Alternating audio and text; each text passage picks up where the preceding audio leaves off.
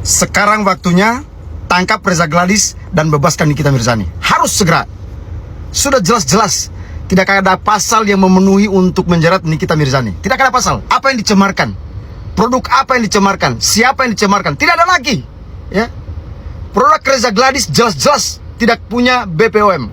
Produk yang tidak memiliki BPOM dinilai ilegal. Skincare itu termasuk salah satu produk kesehatan.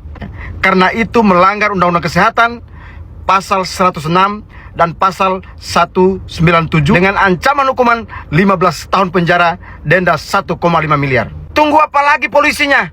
Segera tangkap dan bebaskan Nikita Mirzani. Beres urusan ini. Jangan ada kriminalisasi lagi. Saya tidak ingin penegak hukum ini terus menggunakan hukum untuk menjerat orang-orang yang tidak bersalah. Saya minta penegak hukum segera melakukan penangkapan terhadap Dr. Reza Gladys. Ini permintaan saya. Sebagai anggota DPD RI, saya minta ini sebagai pembelajaran. Pembelajaran orang-orang yang mempermainkan hukum. Pembelajaran orang-orang yang terus menggunakan kekuasaannya. Pelajaran orang-orang yang kaya raya menindas orang lain. Saya tidak ingin rakyat terus dipertontonkan dengan proses hukum brutal, kriminalisasi dan lain sebagainya. Sudah harus dihentikan, tidak boleh lagi.